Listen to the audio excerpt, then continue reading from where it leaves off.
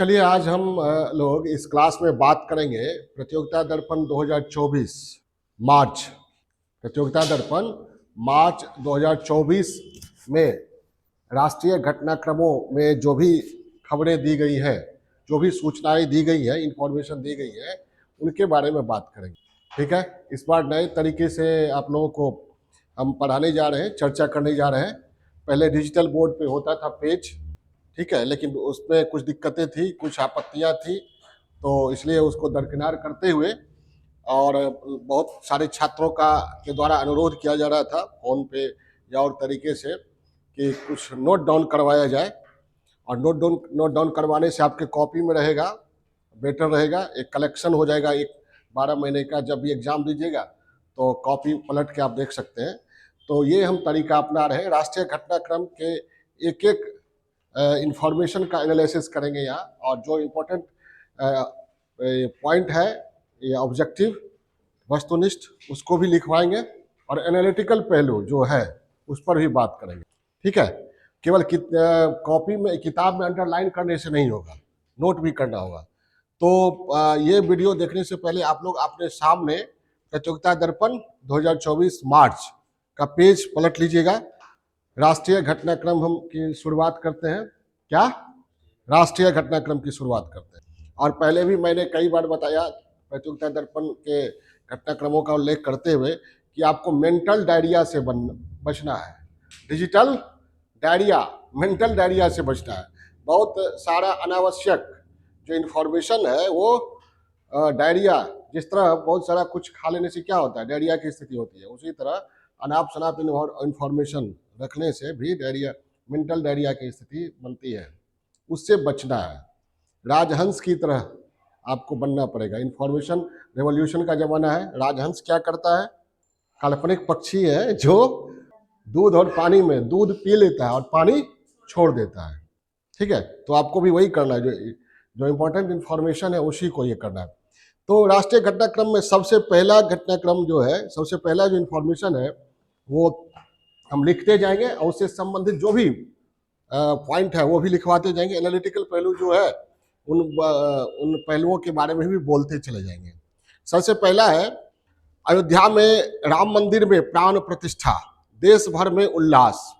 क्या देखिए, ये पहला जो इन्फॉर्मेशन है, ये प्रतियोगिता दर्पण मार्च 2024, और ये प्रतियोगिता दर्पण मार्च 2024। इसी तरह आज हम राष्ट्रीय घटनाक्रम पर क्लास लेंगे, फिर कल अंतर्राष्ट्रीय घटनाक्रम पर क्लास लेंगे। रिकॉर्डेड वीडियो आप लोगों को मिलता रहेगा। अगले महीने से हम लाइव क्लास पे रहेंगे, लाइव आप लोग आ जाइएगा। राष्ट्रीय अंतर्राष्ट्रीय एक एक करके, फिर आर्थिक, फिर नवीनतम सामान्य ज्ञान। और इसी क्रम में जो एकदम ये 2-4 दिन पहले भी जो राष्ट्रीय घटनाक्रम कुछ ऐसी बातें हुई होगी तो उसके बारे में भी चर्चा कर लेंगे हम लोग। और महीना भर के इंफॉर्मेशन को एक बार पढ़ने से ठीक रहता है, नहीं तो महीना भर में किसी एक टॉपिक पर कई तरह का इंफॉर्मेशन आ जाता है तो कंफ्यूजन क्रिएट होता है। अधिकांश चैनलों पर एक ही इंफॉर्मेशन को कई तरीके से कई प्रस्तुत कर दिया जाता है, तो कंफ्यूजन उत्पन्न होता है। इसलिए कोशिश कीजिए कि महीना भर का जो घटनाक्रम है उसको एक साथ पढ़े, ताकि किसी एक टॉपिक पर सारा इंफॉर्मेशन पूरे महीना में जो कुछ हुआ एक साथ मिल जाए। वो कोई मैगजीन ठीक ठाक दे देता है, जैसे प्रतियोगिता दर्पण है, या और भी मैगजीन आप पढ़ सकते हैं ठीक अपने हिसाब से। तो इसमें हम लोग मैंने पहले ही कहा कि राष्ट्रीय घटनाक्रम पर बात करेंगे आज। राष्ट्रीय घटनाक्रम, राष्ट्रीय घटनाक्रम में पहला क्या है? अयोध्या में राम मंदिर क्या प्राण प्रतिष्ठा से संबंधित न्यूज है। अब इससे संबंधित इंफॉर्मेशन में क्या क्या इंफॉर्मेशन है दिया हुआ है, इसमें देखिए। ये प्राण प्रतिष्ठा कब हुई है? 22 जनवरी 2024 को। कब हुई है प्राण प्रतिष्ठा? 22 जनवरी 2024 को प्राण प्रतिष्ठा हुई है।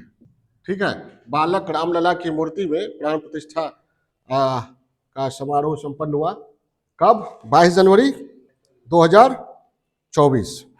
और इसमें ये इससे संबंधित जो इंफॉर्मेशन इसमें दिया हुआ है उसको थोड़ा सा हम लोग देखते हैं। ठीक, इसमें जो पत्रकारिता दर्पण में जो इन्फॉर्मेशन है उतना ही हम ले रहे हैं, बहुत ज्यादा डिटेल में नहीं जा रहे हैं, थोड़ा टाइम लाइन के बारे में। ये तो प्राण प्रतिष्ठा समझ गए। हिंदू धर्म में ये माना जाता है कि मूर्ति में प्राण प्रतिष्ठा माना जाता है कि उस जिस दिन प्राण प्रतिष्ठा होता है उस दिन से वो मूर्ति धार्मिक आध्यात्मिक रूप से जीवंत हो जाता है। तो रामलला की मूर्ति में प्राण प्रतिष्ठा कब हुआ? 22 जनवरी 2024 को। और इस प्राण प्रतिष्ठा का कार्य जो है किनके द्वारा संपन्न हुआ? प्रधानमंत्री नरेंद्र मोदी के द्वारा। ठीक है, प्रधानमंत्री नरेंद्र मोदी के द्वारा। आप लोग सुने होंगे, इसके लिए वे 11 दिनों तक उपवास किए। जो कर्मकांड है उसको पूरा करने के लिए नारियल का पानी पीकर रहे, अलग अलग मंदिरों में ये इस समय बिताया उन्होंने, कहा जाता है भूमि पर शयन किया उन्होंने। और मेरा ये भी रहेगा उद्देश्य कि इंफॉर्मेशन को सरल तरीके से आप लोग को बताएं, और खाली किताब पढ़ने से वो नीरस हो जाता है। क्लियर है? अब इसमें थोड़ा सा टाइम लाइन देखेंगे, जो इंफॉर्मेशन दिया हुआ है उसमें कि ये प्राण प्रतिष्ठा राम मंदिर में हुआ। इससे पहले आप सभी लोग जानते हैं कि राम मंदिर बना बाबरी मस्जिद का मुद्दा वर्षों तक छाया रहा। ठीक है, तो ये मुद्दा कैसे हुआ शुरू, थोड़ा उस पर बात कर लेते हैं। कहा जाता है, हिंदू समुदाय के पक्षकारों का मानना है कि 1528 में मीर बाकी, जो कहा जाता है बाबर का, मुगल वंश के संस्थापक बाबर के सिपह सलार थे। कौन? मीर बाकी। कहा जाता है इनके द्वारा जो अभी जहां पर राम मंदिर का निर्माण हुआ है वहां पर पहले भी था, हिंदू समुदाय के पक्षकारों का मानना है, और इनके द्वारा, मीर बाकी के द्वारा वह ध्वस्त किया गया। ठीक है, इसके बाद हिंदुओं ने फिर से मंदिर के निर्माण का प्रयास किया, और इसी क्रम में 1853 में दंगे भड़के, हिंदू मुस्लिम दंगा। कब? 1853 में। और 1859 में यहाँ पर बाढ़ लगा दिया गया अंग्रेजों के द्वारा। अंग्रेजों का जमाना था 1853, याद है आपको? कुछ और घटना हुई है इंडिया में। रेलवे आया पहला मुंबई से ठाणे तक, ठीक है, और उसी साल क्या हुआ? अयोध्या में दंगा हुआ। 1859 में बाढ़ लगा दिया गया, जो विवादित ढांचा हो गया, न मंदिर रहा न मस्जिद रहा, वो क्या हो गया? विवादित ढांचा है। हिंदुओं ने कहना शुरू किया ये मंदिर था, मुस्लिम समुदाय के लोगों का मानना था कि ये मस्जिद है, तो हम लोगों ने कहना शुरू किया क्या? विवादित ढांचा। विवादित ढांचा के अंदर का हिस्सा मुस्लिमों के लिए और बाहर का हिंदुओं के लिए ये रहा। फिर ये विवाद गहराता रहा। अंततः ये 6 दिसंबर 1992 को आजादी के बाद भी ये मुद्दा बना रहा। और एक इतिहासकार, बहुत सारे इतिहासकारों का मानना ये है कि हिंदू मुस्लिम एकता को तोड़ने के लिए भी अंग्रेजों ने इस मुद्दे को हवा दिया था। किस मुद्दे को? मंदिर मस्जिद मुद्दा को। ठीक है, 1857 का विद्रोह इसी के आसपास हुआ है ना। उसमें देखा गया कि 1857 का विद्रोह जो था उसमें हिंदुओं और मुसलमानों ने मिलकर अंग्रेजों के खिलाफ युद्ध किया था और शानदार एकता दिखाई थी। कहा जाता है कि उसको तोड़ने के लिए भी इस मुद्दे को अंग्रेजों ने हवा दिया। खैर, जो जब हमारा देश आजाद हुआ उसके बाद भी ये मुद्दा बना रहा। ठीक है, मुद्दा बना रहा। अंततः 6 दिसंबर 1992 को क्या हुआ? विवादित ढांचा, राज्य सरकार ने, सरकार के ये प्रतिरोध के बावजूद विवादित ढांचा को ध्वस्त कर दिया गया, और यह मुद्दा कहां चला गया? कोर्ट में। कोर्ट ने अंततः 9 नवंबर 2019 को ये एक महत्वपूर्ण फैसला था। 9 नवंबर 2019। कब? 9 नवंबर 2019 को सुप्रीम कोर्ट ने डिसीजन दिया। सुप्रीम कोर्ट ने डिसीजन दिया। क्या डिसीजन दिया? दो विवादित ढांचा जहां था वहां का 2.77 एकड़ जमीन हिंदू पक्ष को दे दिया गया, और अलग से 5 एकड़ जमीन किसको? मस्जिद बनाने के लिए दे दिया गया। ये राम मंदिर बनाने के लिए और ये मस्जिद बनाने के लिए। कहा जा रहा है जहां 5 एकड़ दिया गया है वहां दुनिया की सबसे बड़ी मस्जिद बनने जा रही है। ये खबरों में था, आप लोग सुने होंगे, बनेगा। ठीक है, अच्छी बात है। ये हिंदुस्तान है, यहाँ सभी धर्मों को के लोगों को अपने ढंग से पूजा करने या पूजा घर बनाने की आज़ादी है। तो ये है 9 नवंबर 2019 को ये सुप्रीम कोर्ट का फैसला आया। इससे पहले हाई कोर्ट में जब था तो इलाहाबाद हाई कोर्ट ने एक फैसला दिया था, वो 3 भागों में बांट दिया था। बीच सिटिंग रामलला को, जहां रामलला की मूर्ति रखी गई थी, विवादित ढांचा में कहा जाता है कि हिंदुओं ने मूर्ति जाकर रखा था, या हिंदुओं का मानना था कि वहां मूर्ति अपने आप प्रकट हुआ। तो जहां था वो क्षेत्र सिटिंग रामलला का हो गया, रामलला विराजमान शब्द यूज किया गया था, और एक निर्मोही अखाड़ा को दिया गया था, ये एक पार्ट मस्जिद वाले को दिया गया था। तो वो फैसला को हटाते हुए सुप्रीम कोर्ट ने स्पष्ट ये कर दिया, कोई विवाद न रहे, क्लियर है। और ये 2.77 एकड़ जमीन पर फिर से ये राम मंदिर के निर्माण और प्रबंधन के लिए ये 5 फरवरी को भारत सरकार द्वारा राम जन्मभूमि तीर्थ क्षेत्र ट्रस्ट 5 फरवरी 2020 5 फरवरी 2020 को राम मंदिर निर्माण और प्रबंधन के लिए, ये याद रखिएगा, ट्रस्ट है राम मंदिर, राम जन्मभूमि तीर्थ क्षेत्र ट्रस्ट। ट्रस्ट का नाम है राम जन्मभूमि तीर्थ क्षेत्र ट्रस्ट। यही निर्माण भी करा रहा है और प्रबंधन भी, इसका ये नाम याद रखिएगा। ट्रस्ट का नाम क्या है? राम जन्मभूमि तीर्थ क्षेत्र ट्रस्ट। 5 फरवरी को भारत सरकार द्वारा स्थापित किया गया राम जन्मभूमि तीर्थ क्षेत्र ट्रस्ट। और 5 अगस्त को राम मंदिर का शिलान्यास, भूमि पूजन किनके द्वारा? प्रधानमंत्री नरेंद्र मोदी के द्वारा भूमि पूजन किया गया, शिलान्यास हुआ, और 40 माह की अवधि में मंदिर का निर्माण हुआ। 5 अगस्त कब? 2020 को भूमि पूजन हुआ है, और 40 माह के बाद 22 जनवरी 2024 को क्या हुआ? प्राण प्रतिष्ठा। यहां भी शुरुआत हम लोगों ने यही से किया था ना, प्राण प्रतिष्ठा हुआ। ठीक है।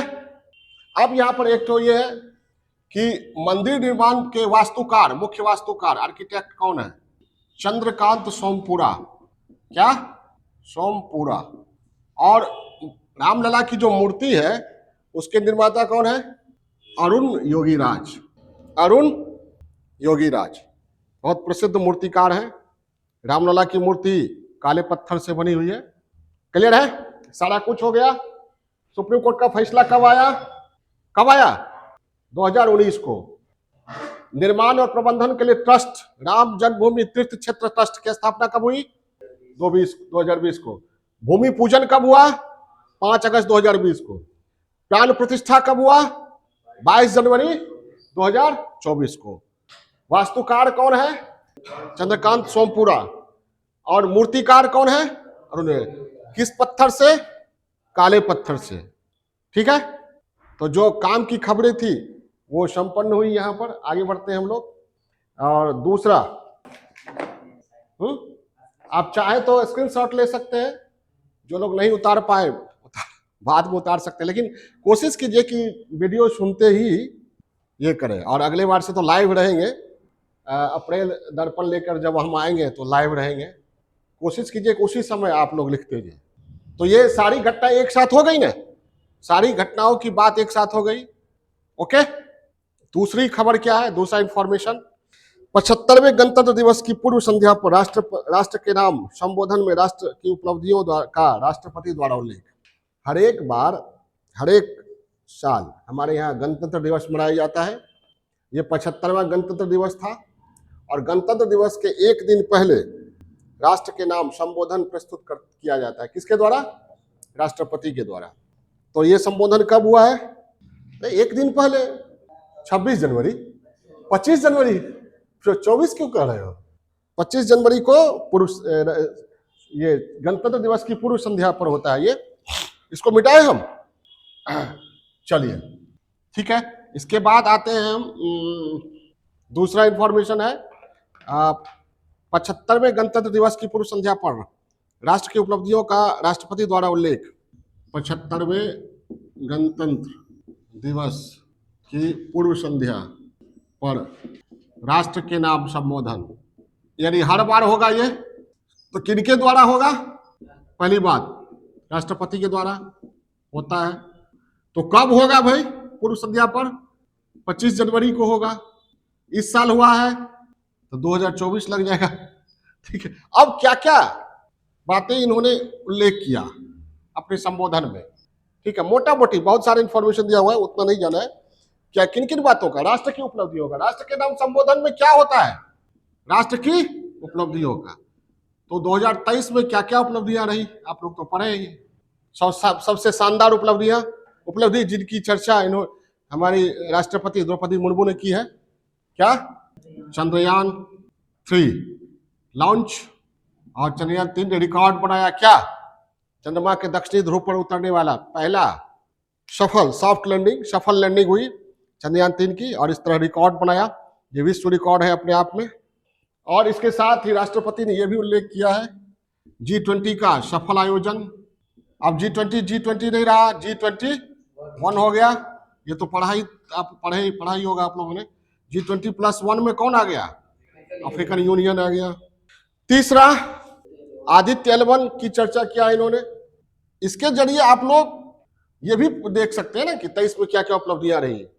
ये भी हो सकता है कई बार ये क्वेश्चन आ जाए, पूछा जाए इंटरव्यू में, या फिर मेंस में लिखना पड़े, जो भी हो गया।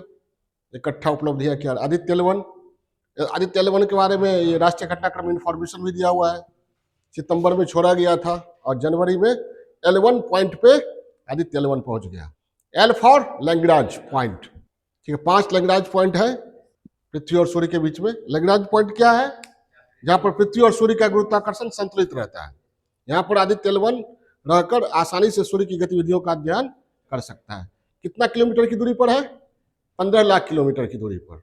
जबकि पृथ्वी और सूर्य के बीच की दूरी कितनी है? 15 करोड़ किलोमीटर नहीं है। आदित्य L1 को लॉन्च किसने किया? किस लॉन्चिंग व्हीकल ने? ठीक है, PSLV। हाँ ठीक, PSLV C57 57 के दौरान। खैर उसके बारे में इंफॉर्मेशन है, तो वह उस इंफॉर्मेशन पर आएंगे तब विस्तार से हम लोग देखेंगे। आदित्य L1 लॉन्च हुआ।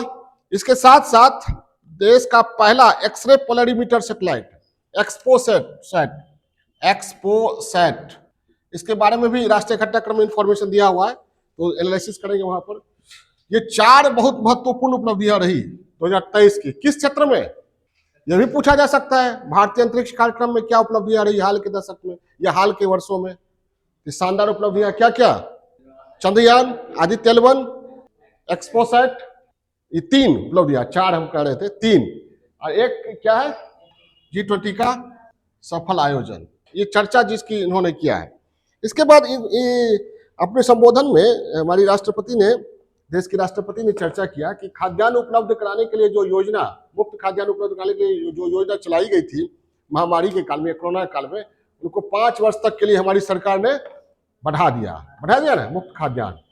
और इसमें एक डेटा का इस्तेमाल इन्होंने किया है कि 81 करोड़ से अधिक लोगों को 5 वर्ष तक मुफ्त खाद्यान्न उपलब्ध कराने का निर्णय भारत सरकार द्वारा लिया गया। कितना? 81 करोड़। ये करोड़ डाटा याद रखिएगा, पता नहीं कहाँ पर ये डाटा यूज हो जाए मेंस में या कहीं भी, निबंध लिखने के लिए या कहीं भी। मुफ्त खाद्यान्न उपलब्ध कराने की जो योजना थी सरकार की, उसके तहत कितने लोगों को? सरकार के दावे के अनुसार 81 करोड़ को। ठीक है, इसके बाद पिछले वर्ष आयोजित एशियाई खेलों में भारत ने कितना लिया? 107 पदक। कितना लिया? उसकी भी चर्चा इन्होंने किया। ये रिकॉर्ड था, एशियाई खेल में भारत ने 107। अब पैरा एशियाई में 111, ये भी चर्चा किया इन्होंने। ठीक है, पैरा एशियाई खेल में 111। तो ये राष्ट्रपति के संबोधन में ये मुख्य बातें आई थी। और भी बातें आई हैं, ये इन्होंने इसमें दावा किया गया है कि हमारा देश जो है सर्वाधिक फास्टेस्ट ग्रोइंग मेजर इकोनॉमी के रूप में उभर रहा है, ये दावा किया गया है। तो इस में जो भी इम्पोर्टेंट था वो हम लोगों ने चर्चा कर लिया। इसके बाद आगे बढ़ते हैं हम एक महत्वपूर्ण उल्फा के बारे में, United Liberation Front of Assam. ULFA के बारे में दिया हुआ है। उल्फा का शांति समझौता संपन्न हुआ है उल्फा और केंद्र सरकार और राज्य सरकार के मध्य त्रिपक्षीय शांति समझौता हुआ है। किसके किसके बीच? उल्फा, ओह, उल्फा मतलब क्या हुआ? United Liberation Front of Assam. तो ये जो समझौता है, इस समझौते के बारे में थोड़ा विस्तार से हम लोग बात करेंगे, क्योंकि ये इंटरनल सिक्योरिटी का मुद्दा है। देखिए, जो हम पढ़ा रहे हैं वो आपको वो पीटी में भी काम आएगा, मेन में भी काम आएगा, बीपीएससी में भी काम आएगा, यूपीएससी में भी, जेपीएससी में भी, चाहे कोई भी पीएससी दीजिए, रेलवे दीजिए, एसएससी दीजिए, बैंकिंग दीजिए, हर एक दृष्टिकोण से काम आएगा। क्योंकि ऑब्जेक्टिव पॉइंट ऑफ व्यू से भी हम एनालिसिस करेंगे और सब्जेक्टिव पॉइंट व्यू, पीटी के व्यू से भी और मेन के व्यू से भी। तो ये जो मुद्दा है, ये मुद्दा है इंटरनल सिक्योरिटी का, आंतरिक सुरक्षा का। यूपीएससी में एक सेक्शन ही है। हमारे देश में आंतरिक सुरक्षा के समक्ष एक बहुत बड़ी चुनौती है नॉर्थ ईस्ट का उग्रवाद। और नॉर्थ ईस्ट का कई उग्रवादी संगठन है, जिसमें एक प्रमुख उग्रवादी संगठन यही उल्फा है। कौन है? उल्फा। ये कहाँ का है? United Liberation Front of Assam. तो इसी उल्फा और केंद्र सरकार और राज्य सरकार, असम राज्य सरकार के बीच त्रिपक्षीय, तीन पहलू पक्ष है ना, त्रिपक्षीय शांति समझौता हुआ है। इसी के बारे में कब हुआ ये बताइए? है शांति समझौता हुआ है 29 दिसंबर 2023 को शांति समझौता संपन्न हुआ है। ठीक है, अब इस पर थोड़ी सी हम बात करते हैं। जब हमारा देश आजाद हुआ तो आजादी के बाद बड़ी मात्रा में बांग्लादेश के शरणार्थी आए। आजादी के बाद विभाजन हुआ देश का, ठीक है। पाकिस्तान, जो बांग्लादेश आज है, वो पहले क्या था? पूर्वी पाकिस्तान। तो पूर्वी पाकिस्तान से बहुत सारे लोग इधर आ गए। उसके बाद जब पूर्वी पाकिस्तान में पश्चिमी पाकिस्तान के द्वारा अत्याचार किया जाने लगा, तो बांग्लादेश मुक्ति वाहिनी सेना का गठन हुआ बांग्लादेश में, जो बाद में बांग्लादेश बना। तो जब पश्चिमी पाकिस्तान के द्वारा बांग्लादेश, जबकि बांग्लादेश नहीं बना था, वहां के लोगों पर अत्याचार हो रहा था, उस समय भी भारी संख्या में वहां से शरणार्थी भाग कर आए। कहा? आसाम। समझ में आई बात? तो आसाम के रहने वाले जो थे लोग, वहाँ के युवा, वहाँ के इंटेलेक्चुअल्स, उन लोगों को लगा कि हमारी जो जनसंख्या है, मूल निवासी हम हैं, हमारी जनसंख्या क्या हो जाएगी? कम हो जाएगी, और ये बाहर वाले क्या हो जाएंगे? हावी हो जाएंगे। और सरकार इनको रोकने के लिए सही ढंग से, उनका मानना था, सही ढंग से उपाय नहीं कर रही है। ठीक है। तो और ये बहुत सारे लोगों का, युवाओं का मानना था कि हमारे साथ सरकार अन्याय कर रही है, ठीक है, राजनीतिक कारणों से। तो युवाओं में बहुत सारे ऐसे युवा थे जिनको लगा कि स्वतंत्र असम की स्थापना होना चाहिए, ताकि असम के लोगों के मूल अधिकारों की रक्षा, परंपरागत अधिकारों की रक्षा की जा सके। समझ में आई बात? प्रॉब्लम समझ गए ना? क्यों? क्योंकि इनको लगा कि हमारी जनांकीय संरचना, असम की जनांकीय संरचना में हम क्या हो जाएंगे? बहुत अल्पसंख्यक हो जाएंगे। हमारे जो यहाँ संसाधन वगैरह पे अधिकार है, तेल पे, कोयला पे, चाय पे, वो क्या हो जाएगा? हमारा कम हो जाएगा। समझ में आई बात? इसी पृष्ठभूमि में वहाँ ऑल इंडिया ये आसाम स्टूडेंट यूनियन की भी स्थापना हुई थी, आशू, और उनका केंद्र सरकार के साथ समझौता हुआ था। और इसी क्रम में उल्फा की स्थापना हुई। किसकी स्थापना हुई? उल्फा, यूनाइटेड, इसका फुल फॉर्म क्या है? United Liberation Front of Assam. किसकी स्थापना हुई? United Liberation Front of Assam. कब हुई? 7 अप्रैल 1979। और इसके प्रमुख थे परेश बरुआ, अरविंद राजखोवा, ये सब प्रमुख नेता थे। अरविंद राजखोवा, अनूप चेतिया आदि। इन्होंने सशस्त्र संघर्ष का उद्देश्य क्या था? इनका उद्देश्य क्या था? स्वतंत्र और संप्रभु आसाम की स्थापना। ठीक है, यानी अलगाववाद का रास्ता इन्होंने अख्तियार कर लिया। किसने? उल्फा ने। और इनको सपोर्ट मिला किसके द्वारा? पाकिस्तान के द्वारा और बांग्लादेश के रूढ़िवादी लोगों के द्वारा सपोर्ट मिला, चीन के द्वारा भी सपोर्ट मिला। ठीक है, और उल्फा का विस्तार होता रहा। सशस्त्र संघर्ष इन्होंने जारी किया और सशस्त्र संघर्ष लंबे समय तक चलता रहा। सशस्त्र संघर्ष लंबे समय तक चलता रहा। अंततः सरकार ने सैनिक कार्रवाई भी किया और असम के विकास का कार्य भी आरंभ किया। दोनों तरह से उग्रवाद जो था यहाँ पर, असंतोष जो था यहाँ के लोगों को शांत करने का प्रयास किया केंद्र सरकार ने, राज्य सरकार ने। और अंततः ये 3 सितंबर 2011 को एक समझौता हुआ, सस्पेंशन ऑफ ऑपरेशन। 3 सितंबर 2011 को सस्पेंशन ऑफ ऑपरेशन दिया हुआ है, सस्पेंशन ऑफ ऑपरेशन नाम से समझौता हुआ।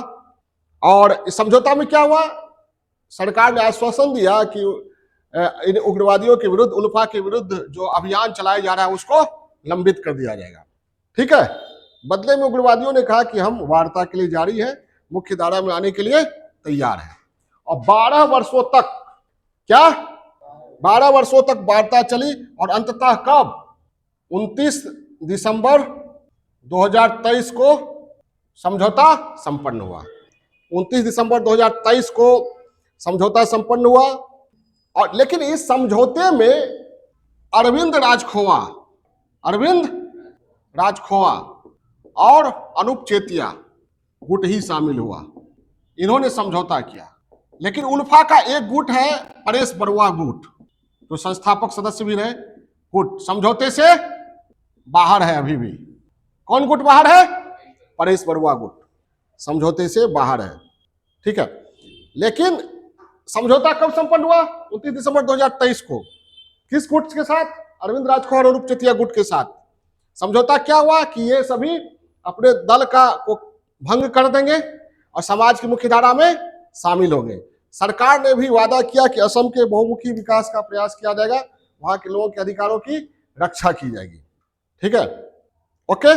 और इसी अनुसार, समझौते के अनुसार, अरविंद राजखोवा और अनूप चेतिया के गुट की एक बैठक हुई। उल्फा के आम परिषद की अंतिम बैठक हुई 23 जनवरी 2024 को। 23 जनवरी 2024 को उल्फा के आम परिषद की बैठक हुई, जिसमें उल्फा ने, परिषद ने अपने ये संगठन को भंग करने का निर्णय लिया। यह अंतिम बैठक थी। कब बैठक हुई इसकी? यह बैठक इसकी अंतिम बैठक थी। किसकी? उल्फा के किस गुट की? अरविंद राजखोवा और अनूप चेतिया गुट की। एक गुट अभी भी संघर्ष कर रहा है, कौन? परेश बरुआ गुट। क्लियर है? तो ये कहा जा सकता है कि पूर्वोत्तर राज्य में जो उग्रवाद है 4 दशक से फैला हुआ है, उस उग्रवाद को शांत करने की दिशा में सरकार की एक महत्वपूर्ण उपलब्धि है। ठीक है, क्या उपलब्धि है? त्रिपक्षीय शांति समझौता संपन्न हुआ 29 दिसंबर 2023 को। और उस समझौते के अनुसार उल्फा के एक बड़े गुट ने अपने संगठन का भंग कर दिया और समाज की मुख्य धारा में, राजनीति की मुख्य धारा में शामिल होने का निर्णय लिया। ओके, समझ गए? तो पीटी में कहां पर ये फिट बैठेगा और मेंस में कहां फिट बैठेगा? कहां फिट बैठेगा? आंतरिक सुरक्षा, उग्रवाद, आतंकवाद, ठीक, आंतरिक समस्या के समाधान में ये आ जाएगा। क्यों हुआ यह भी पूछा जा सकता है। उल्फा क्यों अस्तित्व में आया, क्या कारण था? आर्थिक, राजनीतिक, बताए थे ना, अवैध प्रवास जनांकीय कारक था। संघर्ष चलता रहा, फिर शांति समझौता हुआ और अंततः समझौता संपन्न हुआ केंद्र सरकार, राज्य सरकार, उल्फा के बीच। और फिर समझौते के अनुसार उल्फा ने स्वयं को भंग कर लिया। अंतिम बैठक कब हुई उल्फा के आम परिषद की? 23 जनवरी 2024 को। लेकिन इस गुट में जो शांति समझौता किया, वो गुट के नेता कौन है? अरविंद राजखोवा। लेकिन एक गुट जो है परेश बरुआ का, वो बाहर है, वो संघर्षरत है। इस न्यूज का एनालिसिस हो गया। इसके बाद नेक्स्ट इंफॉर्मेशन है, एनडीए सरकार, नीतीश कुमार 9वीं बार बिहार में मुख्यमंत्री बने हैं। ठीक है, मुख्यमंत्री बन चुके हैं, पहले भी थे मुख्यमंत्री है और 9वीं बार बने हैं। एक तरह का इन्होंने रिकॉर्ड बनाया।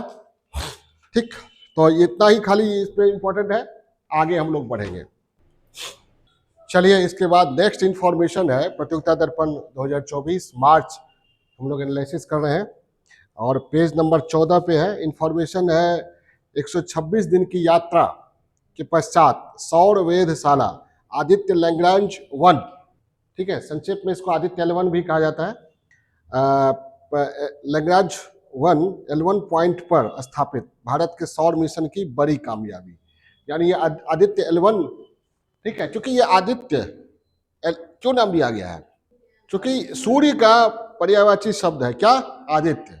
सूर्य की माता का नाम अदिति था, तो अदिति के पुत्र क्या हो गए? आदित्य। तो सूर्य की सतह पर जो गतिविधियां उत्पन्न हो रही हैं, होती रहती हैं, सौर तूफान या लपटे, जो भी विकिरण उत्सर्जन होते रहता है, उसके बारे में अध्ययन करने के लिए इसको लॉन्च किया गया है। किसको? आदित्य L1 को। तो आदित्य L1 से संबंधित जो महत्वपूर्ण बिंदु है, पीटी और ऑब्जेक्टिव और ये मेंस पॉइंट ऑफ व्यू से हम लोग पढ़े। ये स्पेस प्रोग्राम, साइंस टेक में स्पेस प्रोग्राम में काम आएगा ये इंफॉर्मेशन, ठीक है। और याद रखिएगा, जीएस जो है पूरी तरह करंट अफेयर्स है। जैसे अभी हम लोग आदित्य L1 के बारे में पढ़ रहे हैं, इससे पहले पढ़ रहे थे क्या? उल्फा के बारे में। तो उल्फा के बारे में जो पढ़ रहे थे वो पीटी में तो काम आएगा ही, मेंस में किस पोर्शन में काम आएगा? आंतरिक सुरक्षा में आ जाएगा, क्षेत्रवाद में आ सकता है, अलगाववाद में आ सकता है, आतंकवाद में आ सकता है, ठीक है। समावेशी विकास में भी एक पॉइंट हो सकता है ये। तो समावेशी विकास अगर नहीं होता है तो उग्रवाद की स्थिति उत्पन्न होती है, और संतुलित विकास के कारण भी उत्पन्न होती थी। तो वो कई तरह से वो आ सकता है। तो जैसे आदित्य L1 है, यहाँ पर हम लोग करंट अफेयर्स में तो पढ़ ही रहे, और वहां भी आएगा भारतीय अंतरिक्ष कार्यक्रम की क्या उपलब्धियां है। तो एक उपलब्धि ये दिखाना पड़ेगा, इसके बारे में बताना पड़ेगा, और आदित्य L1 का क्या काम है। तो हम लोग आदित्य L1 के बारे में इंफॉर्मेशन लें, क्या क्या जो रही है। आदित्य L1, आदित्य क्यों नाम पड़ा समझ गए? सूर्य का पर्यायवाची शब्द क्या है? आदित्य L1, ठीक है। सबसे पहले चलते हैं, एक सिलसिलेवार हम लोग देखते हैं, ठीक है। आदित्य L1 को लॉन्च कब किया गया था? ठीक है, 2 सितंबर 2023 को लॉन्च किया गया। किससे लॉन्च किया गया?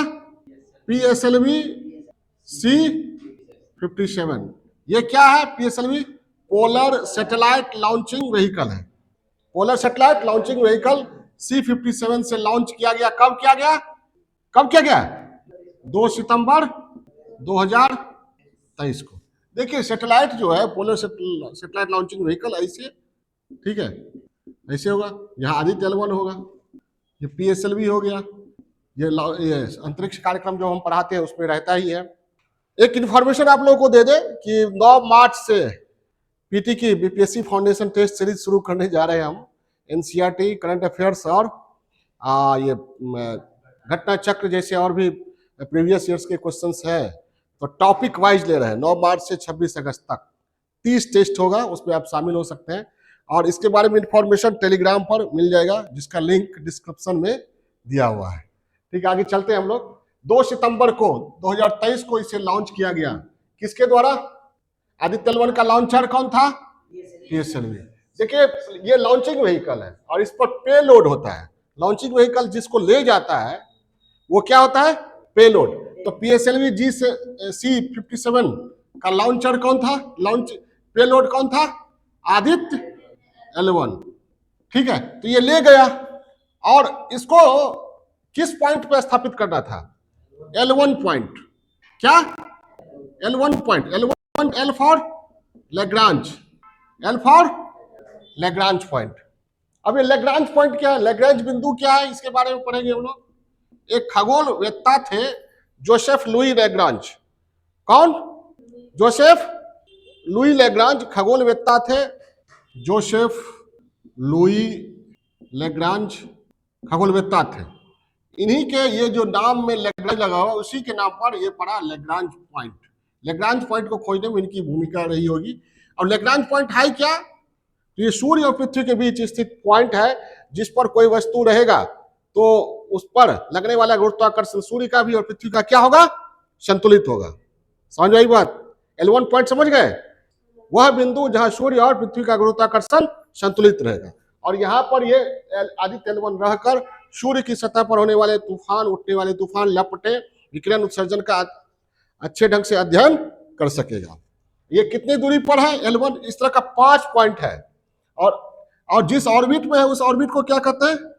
Hello orbit. क्या कहते हैं? Hello orbit. और ये कितनी दूरी पर है? 15 लाख किलोमीटर। सूर्य और पृथ्वी के बीच की दूरी कितनी है?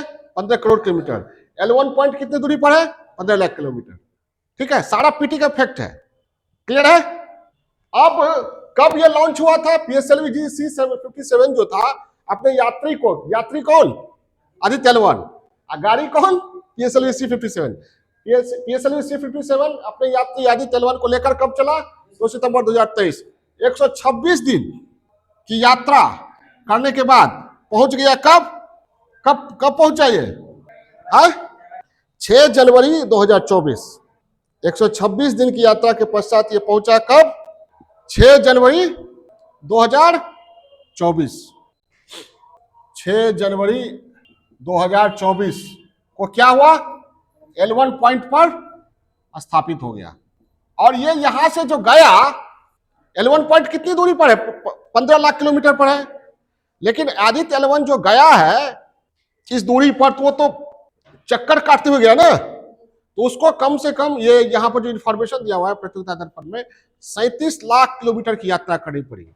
कितना? 37 लाख किलोमीटर की यात्रा करनी पड़ी। कहां तक पहुंचने के लिए? L1 पॉइंट तक पहुंचने के लिए। आदित्य L1 बोले, L1 पॉइंट बोलो ना। ये सारा इंफॉर्मेशन हो गया, कोई दिक्कत है? अब ये है, इसका उद्देश्य क्या होगा? आदित्य L1 जो गया वो क्या करेगा? सौर विकिरण, सौर तूफान, सूर्य की सतह पर तमाम तरह की गतिविधियां जो पृथ्वी को भी प्रभावित करती हैं, उनके बारे में अध्ययन करेगा। क्या करेगा? सूर्य से उठने वाले सौर तूफानों, लपटों, सौर विकिरण उत्सर्जन आदि का अध्ययन करेगा। इसका कार्यकाल कितना है? लाइफ टाइम 5 वर्ष अनुमानित है। और आदित्य L1 ये अपने तरह का भारत का पहला ये क्राफ्ट है। और अमेरिका, यूरोपीय संघ, जापान और चीन के बाद भारत सौर मिशन भेजने वाला दुनिया का 5वां देश बन गया है। कौन कौन? USA, यूरोपियन यूनियन, जापान और चीन के बाद भारत क्या बना? 5वां सौर मिशन भेजने वाला देश बन चुका है। ये उपलब्धि हो गई। आदित्य L1 है क्या? सौर वेधशाला है। वेधशाला ही है ना ये, ठीक है।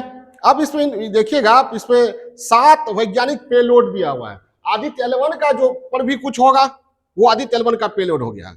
GSLV 57 का पेलोड आदित्य L1 है, और आदित्य L1 में भी तो कुछ होगा। वो उसका पेलोड क्या क्या, उसमें क्या क्या भेजा गया है, उसमें क्या क्या भेजा गया है, ये आप लोग दिया हुआ है सारा कुछ। सूर्य के सतह का अध्ययन करने के लिए उसमें पेलोड भेजा गया है। पेलोड का नाम है, पहला है visible emission line coronagraph, VELC। 7 payload है, प्रतियोगिता दर्पण में दिया हुआ है। पेलोड का नाम लिख सकते हैं, विजिबल एमिशन लाइन कोरोग्राफ। दूसरा है SUIT, SUIT।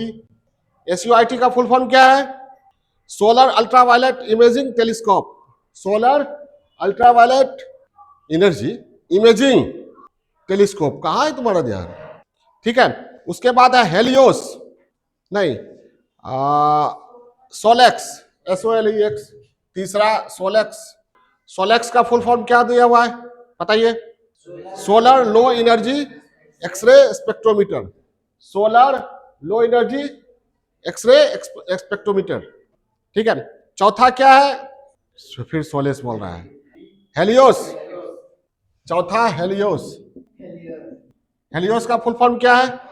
High energy L1 orbiting x-ray spectrometer. पांचवा क्या है? एस्पेक्स। एस्पेक्स का फुल फॉर्म क्या दिया हुआ है? Aditya solar wind particle experiment, ठीक है। और छठा जो है वो पूछ सकता है, छठा क्या है? पापा। ये पापा हो सकता है पूछ दे, अंतरिक्ष कार्यक्रम में पापा क्या है भाई? आदित्य L1 में पापा क्या है? क्या है? Plasma analyser package for Aditya. Plasma analyser package for Aditya. PAPA for plasma analyser package for Aditya. याद हुआ? ये पापा ने पैकेज लाया किस चीज का? प्लाज्मा एनालाइजर का। ऐसे याद रहेगा ना? पापा ने पैकेज लाया किसका? प्लाज्मा एनालाइजर का। और ये हो गया। और 7वां क्या है? ATHRDM, एथरडम। इसका भी फुल फॉर्म दिया हुआ है, advance try axial high resolution digital magnetometer. ठीक है, ये 7 पेलोड है, 7 युक्तियां, वैज्ञानिक युक्तियां, उपकरण हैं जो आदित्य L1 में लगे हुए हैं। ठीक है, ये भी पूछा जा सकता है, इसमें पापा पूछने की संभावना ज्यादा बनती है या और की भी संभावना बनती है, चाहे तो याद कर सकते हैं। ठीक है, तो आदित्य L1 पर जो भी बनता है वो सारा कुछ हो गया। इसके बाद हम लोग चलते हैं एक्सपोसैट। चंद्रयान 3 व आदित्य L1 मिशन की सफलता के पश्चात एक्सपोसैट उपग्रह का सफल परीक्षण, कौन? एक्सपोसैट उपग्रह को का प्रक्षेपण हुआ, एक्सपोसैट। ठीक है, इसको ऐसे लिखा गया है एक्सपोसैट। क्लियर है? एक्सपोसैट फुल फॉर्म इसका क्या हुआ? X-ray polarimeter satellite. क्या हुआ full form? X-ray polarimeter satellite. ठीक है, अंग्रेजी में ऐसे है इसका लिखा हुआ, हिंदी में ऐसे फुल फॉर्म ये हुआ x-ray polarimeter satellite. X-ray polarimeter satellite ये क्या है? ये इसरो के अनुसार चरम स्थितियों में खगोलीय एक्सरे स्रोतों के संबंध में अध्ययन करने के लिए भारत का पहला ध्रुवणमापी पोलरीमीटर मिशन है, जो पल्सर, ब्लैक होल्स, रेडिएशन, आकाशगंगा, मिल्की वे आदि का अध्ययन करेगा। ठीक है, खगोलीय रेडिएशन जो होता है एस्ट्रोनॉमिकल, उसका स्टडी करने के लिए है। क्लियर है? उद्देश्य क्या है इसका? खगोलीय रेडिएशन का अध्ययन करना। देख लीजिए, पहला ध्रुवणमापी मिशन है भारत का, पहला ध्रुवणमापी मिशन है किसका? भारत का। पोलरीमीटर मतलब हिंदी में ध्रुवणमापी मिशन है। ये करेगा क्या? खगोलीय एक्सरे स्रोतों का, खगोलीय एक्सरे स्रोतों का अध्ययन करेगा, पल्सर, ब्लैक होल, मिल्की वे, आकाशगंगा का अध्ययन करेगा। और ऐसा करने वाला अमेरिका के बाद भारत, यूएसए के बाद भारत दूसरा देश बन गया है। यह भी बहुत महत्वपूर्ण उपलब्धि। ठीक है, और ये इसका 2 पेलोड, इसको लॉन्च किससे किया गया? लॉन्चर इसका कौन है? प्रक्षेपण यान PSLV C-58। C-57 से कौन गया? आदित्य L1। C-58 से कौन गया? एक्सपोसैट, अभी वो बताया ना मैंने। और ये प्रतियोगिता दर्पण का जो इन्फॉर्मेशन है, एक इन्फॉर्मेशन ले लिए बहुत महत्वपूर्ण, ये PSLV की 60वीं उड़ान थी। यानी PSLV हमारा जो है काफी सक्सेसफुल लॉन्चर है। ये PSLV की कौन सी थी? 60वीं उड़ान थी, जब वह क्या ले गया? एक्सपोसैट। और एक्सपोसैट का 2 पेलोड है। जैसे PSLV C-58 का पेलोड कौन हो गया? एक्सपोसैट। और एक्सपोसैट अपना काम जो करेगा उस काम के लिए भी वहां पर एक्सपोसैट पर 2 पेलोड है, 2 पेलोड, वहां पर 2 उपकरण है। कौन कौन? पहला पोलिक्स, दूसरा एक्सएसपेट। ये पेलोड है एक्सपोसैट का। XSPET इसका फुल फॉर्म होगा एक्सरे स्पेक्ट्रोस्कोपी। दर्पण में भी दिया हुआ है, समझ गए? एक्सपोसैट का उद्देश्य क्या है? खगोलीय एक्सरे स्रोतों का अध्ययन करना। खगोलीय एस्ट्रोनॉमी में जो है एक्सरे स्रोत, उसका अध्ययन करना। पल्सर है, ये ब्लैक होल है, ठीक है, आकाशगंगा हो गया, ये सब का अध्ययन करना। और इस तरह का एक्सपोसैट भेजने वाला भारत, ये भारत का पहला ध्रुवणमापी पोलरीमीटर सैटेलाइट है। और इस तरह का सैटेलाइट भेजने वाला भारत दुनिया में दूसरा देश। पहला देश कौन है? अमेरिका। और ये लॉन्च कब हुआ? बहुत महत्वपूर्ण ये इंफॉर्मेशन, 1 जनवरी 2024, यानी साल 2024 की शुरुआत ही भारत ने शानदार सफलता से किया अंतरिक्ष कार्यक्रम के क्षेत्र में। 1 जनवरी 2024 को लॉन्च हुआ। क्या लॉन्च किया गया? और ये पृथ्वी के निचली कक्षा में 650 किलोमीटर दूरी पर स्थापित हुआ है। कितना? 650 किलोमीटर की दूरी पर। साल के पहले दिन ही हम लोगों ने महत्वपूर्ण सफलता हासिल की, भारत ने। एक्सपोसैट फुल फॉर्म क्या होगा? X-ray polarimeter satellite. भूलिएगा नहीं ना, फुल फॉर्म भी कभी कभी पूछ देगा। और एक्सपोसैट को ठीक ढंग से लिखा जाएगा ऐसे, एक्स कैपिटल, पी कैपिटल, ओ छोटा, एस ए टी ऐसे एक्सपोज। ये हो सकता है पीटी में ऐसे ही चार्ट दे दे, ये लिखने के बारे में, सिंबल के बारे में, लेटर के बारे में, समझ में आई बात। एक्सपो सैटेलाइट मतलब क्या हुआ, x-ray, X for x-ray, PO for polarimeter, S A T for satellite. Okay, इसके बाद एक इंफॉर्मेशन है, एलन मस्क की कंपनी स्पेस एक्स द्वारा भारतीय उपग्रह GSAT-20 का प्रक्षेपण 2024 की दूसरी तिमाही में। ठीक है, तो इस तरह की इंफॉर्मेशन के बारे में जब वो दूसरी तिमाही में होगा, स्पेस एक्स करेगा हमारे उपग्रह GSAT-20 का प्रक्षेपण, उस समय विस्तार से हम लोग पढ़ेंगे। इसको मिटाए, कोई स्क्रीनशॉट लेना चाहते हैं तो ले लीजिए, मिटाते हैं। नेक्स्ट इंफॉर्मेशन पर चलते हैं। नेक्स्ट इंफॉर्मेशन क्या है, एलन मस्क की कंपनी, कौन, स्पेस एक्स।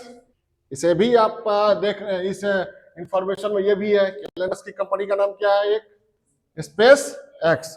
वो क्या करेगी 2024 की दूसरी तिमाही, यानी चौथा, पांचवा, छठा महीना में क्या हमारे GSAT-20 को लॉन्च करेगा।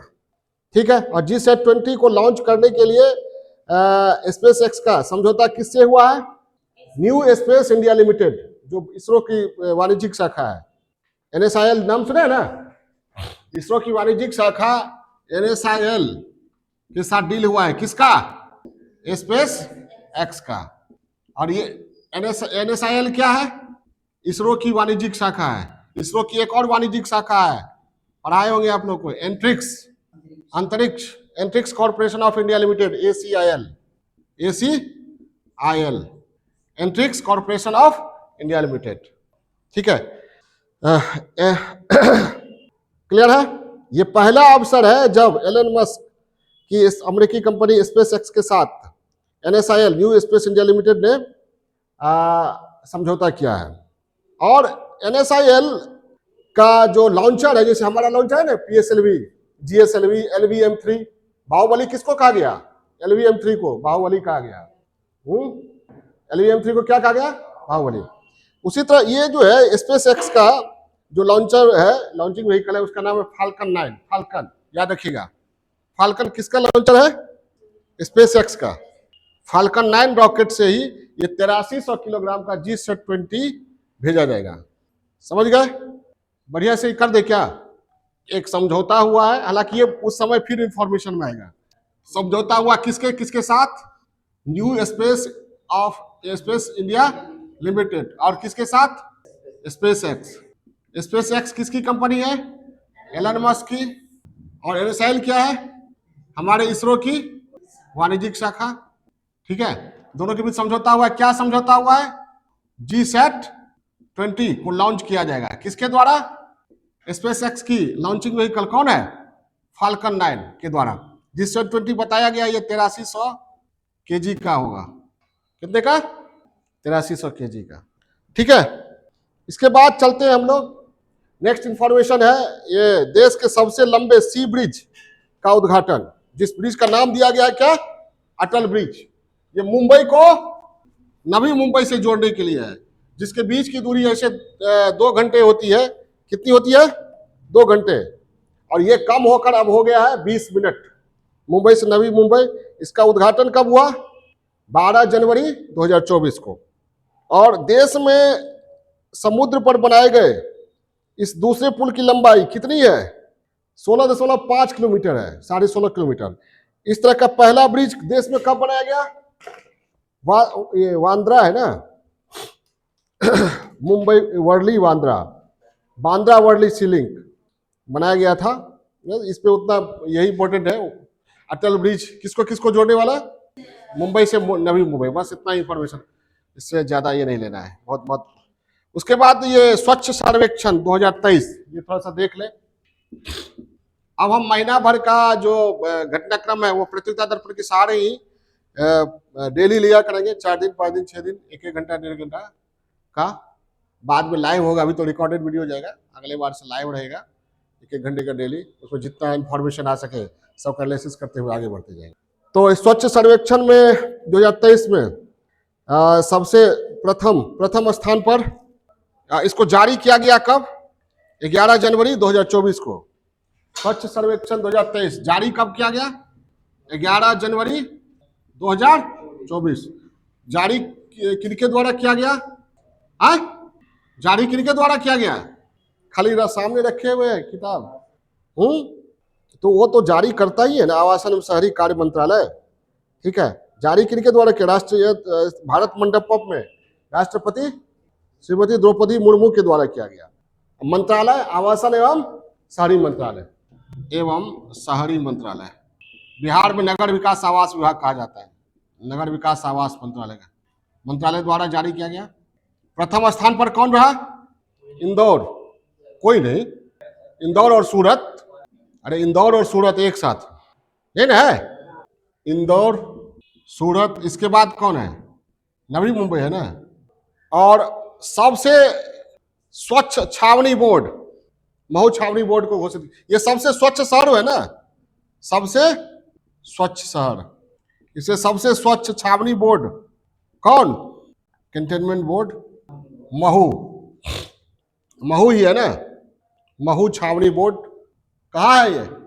है एमपी। महू छावनी बोर्ड सबसे स्वच्छ छावनी बोर्ड घोषित किया गया है। और सबसे स्वच्छ गंगा टाउन, ये भी याद रखिएगा, सबसे, अरे देखो इधर, गंगा टाउन्स की भी घोषणा किसमें की गई है? कौन कौन है? वाराणसी और प्रयागराज। और सबसे स्वच्छ राज्य में महाराष्ट्र, एमपी, छत्तीसगढ़। महाराष्ट्र, एमपी, छत्तीसगढ़ हो गया। शहर में कौन हो गया? इंदौर, सूरत, नवी मुंबई। स्वच्छ छावनी बोर्ड में कौन हो गया? महू, एमपी में है।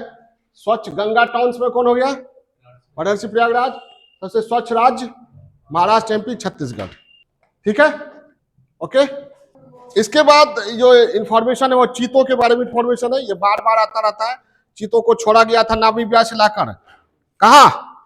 मध्य प्रदेश के सीओपुर में कूनो नेशनल पार्क में। कहा? कूनो नेशनल पार्क में। और चीते बाहर से आए हैं तो नए परिवेश में अनुकूलित होने में समय लगेगा, इसलिए मृत्यु हो रही है चीतों की। और एक चीते की मृत्यु हो गई है, उस चीते का नाम क्या है? शौर्य। और 7 नए शावकों का जन्म। ये 7 शावकों को जन्म देने वाली कौन कौन है? एक मादा चीता आशा ने 3 शावकों को जन्म नया वर्ष 2024 के शुरू होने से पूर्व ही दिया था। और भी शावकों का जन्म हुआ है। 1 माह में 7 शावकों का जन्म हुआ है। ठीक है, इस प्रकार जनवरी 2024 के अंत तक अब लेकिन 13 चीते ही शेष हैं। ठीक है, ये चीतों पर इंफॉर्मेशन है, उतना इंपॉर्टेंट नहीं है, खाली फैक्ट इसमें आता रहेगा, डिजिट जाता आता रहेगा। लेकिन खाली ये कूनो नेशनल पार्क कहाँ स्थित है? एमपी में, श्योपुर में। और यहाँ से नामीबिया से लाया गया चीता छोड़ा गया है। अब है लास्ट इंफॉर्मेशन राष्ट्रीय घटनाक्रम में। देश में snow leopard population assessment in India, SPAI,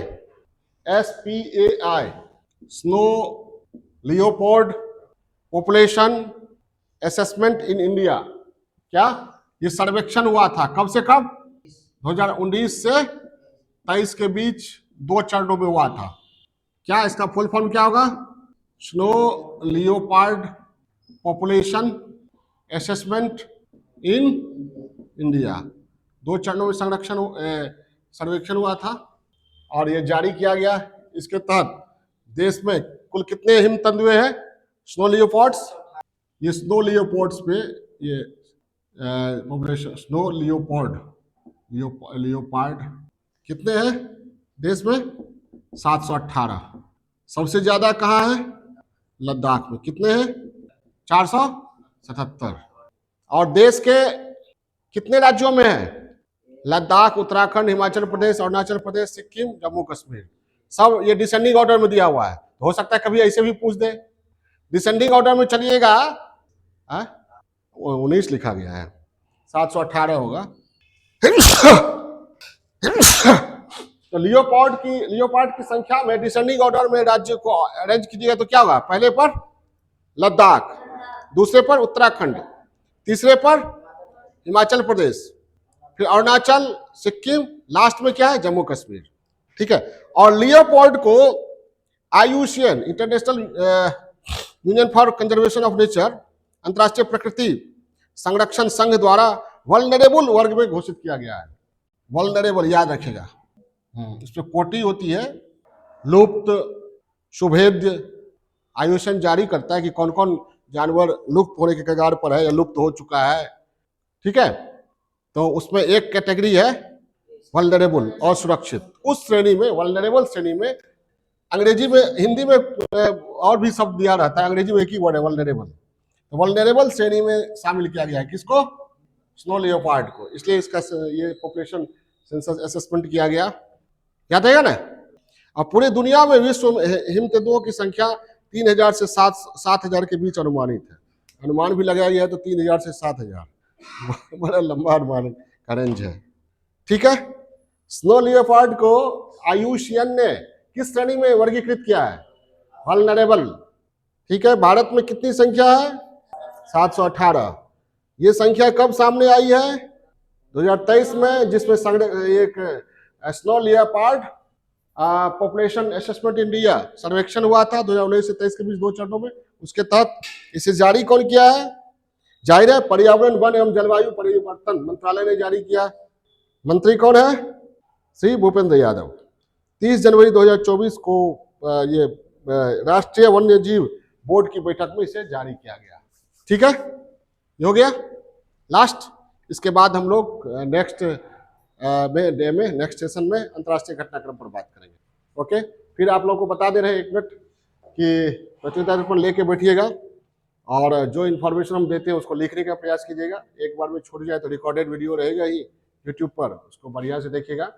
और 9 मार्च से बीपीएससी फाउंडेशन टेस्ट सीरीज शुरू होने जा रही है और स्ट्रेटजी जो है वो 30 टेस्ट उसमें लिया जाना है।